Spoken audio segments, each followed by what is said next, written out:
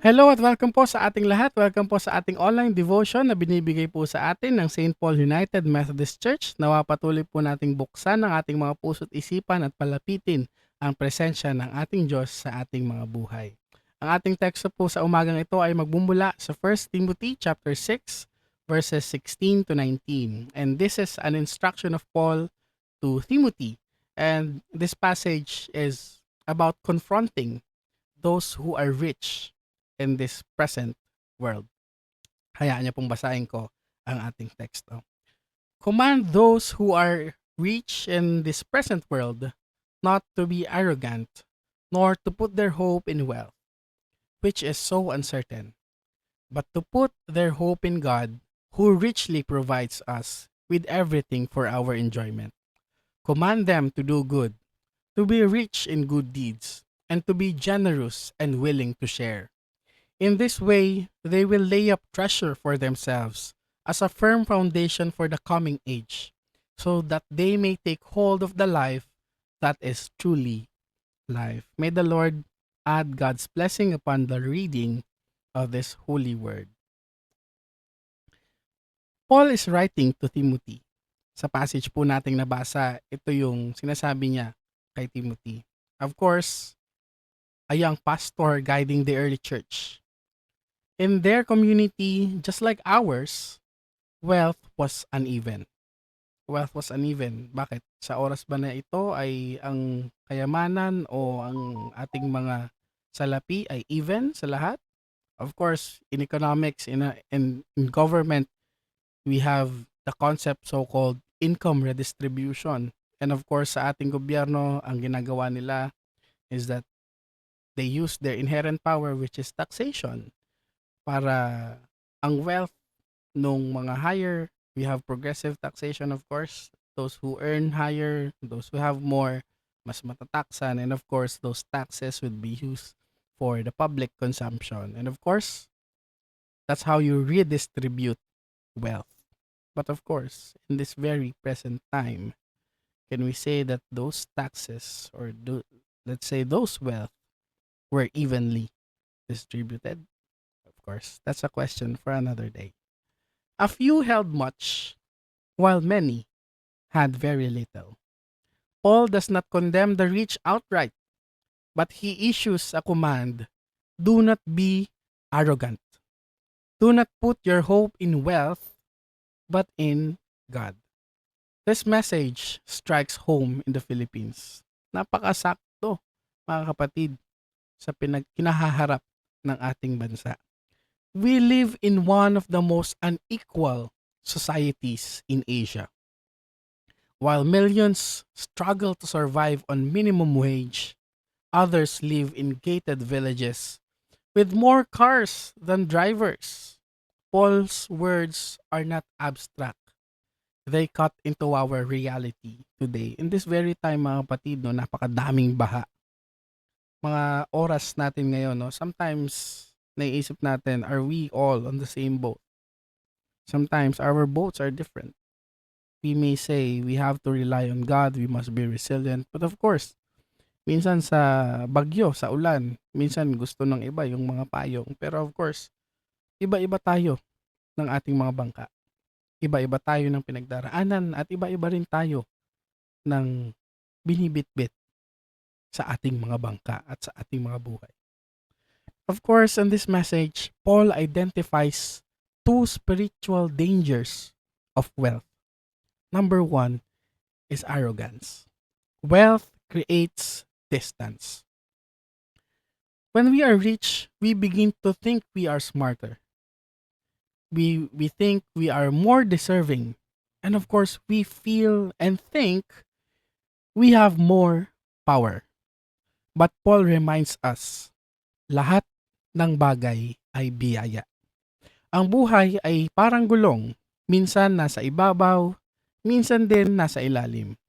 And if you are on top today, it is not because you are more worthy, but because God has allowed it. Hindi lamang ito paalala on material or monetary wealth, mga kapatid. Even in our position, not just in the government, even on the church, We are presidents, our admin pastors, our bishops, our DSS. Of course, we may hold power, but it is not because we are more worthy than the other person, but it is because God has allowed it. And what does that approval or allowance of God means? It means you are accountable. On whatever decision you do, on whatever prayerful decision you do, you must be accountable on what you do. Your position, your power, your wealth, you are accountable to that. Filipino teleseries often shows this arrogance. The mayaman na mapang-api, the boss who treats workers as disposable. These kinds of stories resonate because we've seen them in real life. Paul's command pierces through this attitude.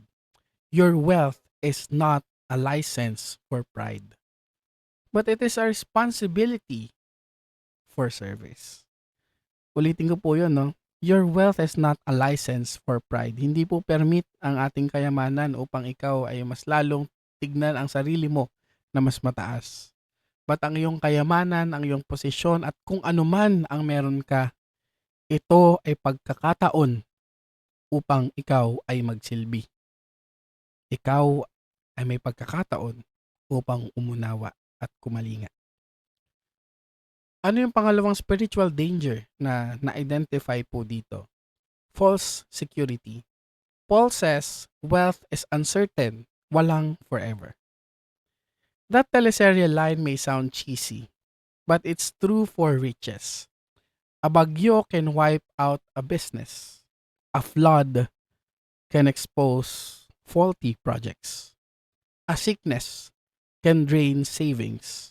A single bad investment can erase decades of labor. At minsan, naiisip natin, safe na ba ako? Safe ka na, di ba? Are we safe? And yet, how many of us build our identity, our confidence, our peace of mind on that size of our bank account? Ginagawa ba natin yun? Do we put our security, our confidence, our identity to how big our bank account is? Or kung anong dami ng sasakyan natin? Or kung gaano kaganda yung payong natin sa sasakyan natin?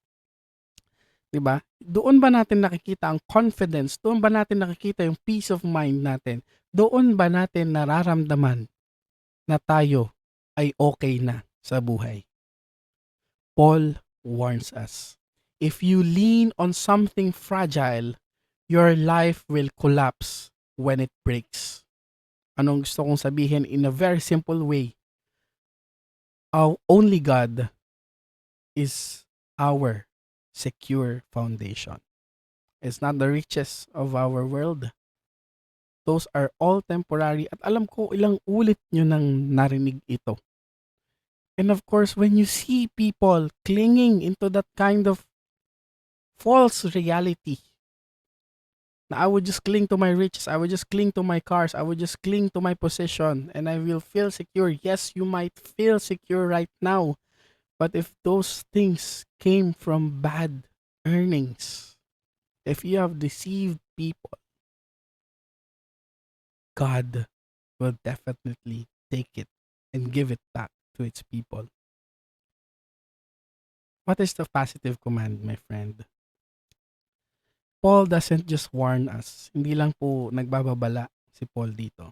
He redirects us. He says, be rich in good deeds. Be generous. Be willing to share. Therefore, this flips the script. In our culture, being rich usually means more for me. But Paul says, ang tunay na magpagiging mayaman is that being more for others. Look around us, my friends.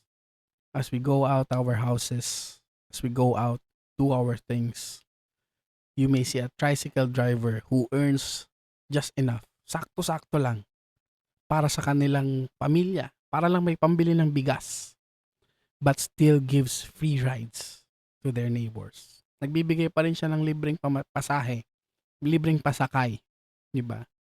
Sa mga kaibigan, kamag-anak, o mga hindi kakilala na nangangailangan. 'Yun ay isang kayamanan sa mata ng Diyos. That OFW family member that we have who sends their money, their hard-earned money, pero meron din silang pinapaaral sa kanilang mga kamag-anak. And of course, that generosity builds eternal treasure. That one business owner who treats employees fairly, nagbibigay ng tamang pasahod, at nagbabahagi ng mga kinita niya, that is laying a foundation for the life that is truly life. Let's make this message a more personal one, my friends. If you are blessed with more than others, this is a call to you. How do you treat the people under you? Yung mga kasambahay, mga empleyado, mga workers, are you building them up or are you exploiting them? When you think of security, yun ba yung iyong savings? Yun ba yung insurance mo? Yun ba yung investments mo? Or is it God's faithfulness? When blessings come, does your instinct say, how can I enjoy this more? Or tinatanong mo sa sarili mo, how can I share this enjoyment better? Paul is telling us, wealth is not evil, my friends, but it is a test to us. It reveals who we trust and what we value. Our wealth is not there for us to indulge, but it is for us to share to those who need it. If your lifestyle screams self-indulgence, your gospel is comfort. If your money flows upward to secure your name and status, your gospel is pride. But if your wealth flows outward to lift up the poor, to support the church, to bless the community, then your gospel is generosity, the good news embodied. Let's ask this: am I truly living or just existing? Paul ends with this: so that they may take hold of the life that is truly life. Nawa mahawakan nila at nawa maranasan nila ang buhay na tunay na buhay. Our life is not found in owning much, but in giving much. Real life is not counted in pesos, but in people touched by your generosity, by your presence. At nawa mga kapatid, nawa ang mensaheng ito ay nakatulong upang mabuksan ng ating mga puso't isipan, hindi lamang sa mga bagay na dapat nating gawin o kaya nating ibigay, ngunit ito ay magsilbing mensahe kung ano ang mga dapat nating singilin sa mga may resibong may utang sa atin. Nawa mga kapatid, samahan ninyo ako sa paglapit natin sa presensya ng Diyos. Tayo pong lahat ay manalangin. Our dear Lord, Heavenly Creator God, we thank you for the love and the support you have given us. Panginoon, ang iyong blessings na ibinigay sa mga buhay naming ito, hindi ito magiging balakid sa amin upang kami magsilbi. Nawa Panginoon, sa umagang ito, ang buhay na ibinigay mo sa amin na ipatuloy naming pasalamatan.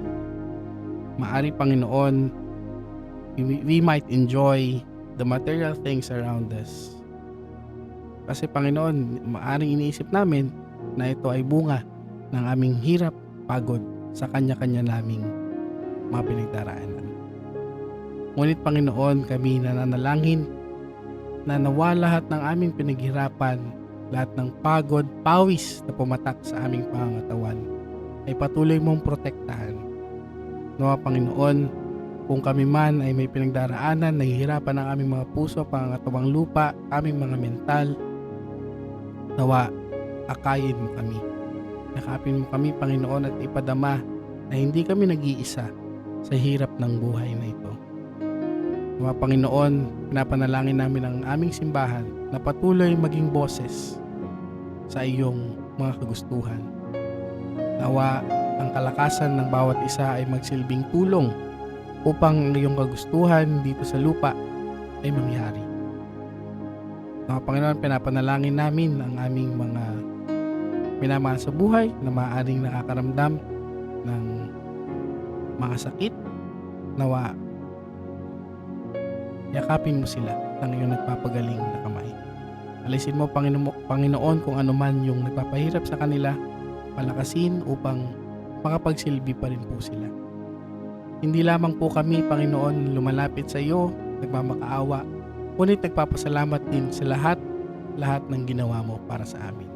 Maaring nasa gitna kami ngayon ng mga bagay na hindi namin naiintindihan. We pray, O Lord, na kapag naintindihan namin at ibinigay mo ang mensahe mo para sa amin, mawawalan na ng mga luha ang aming mga mata, mapapalitan na ito ng ngiti sa aming mga bibig. Maraming salamat, Panginoon. Maaring marami pa kaming panalangin, ngunit tingnan mo ang aming mga puso at isipan. We pray that you continue to bless us with your grace and love. All this we ask, in Jesus' name we pray.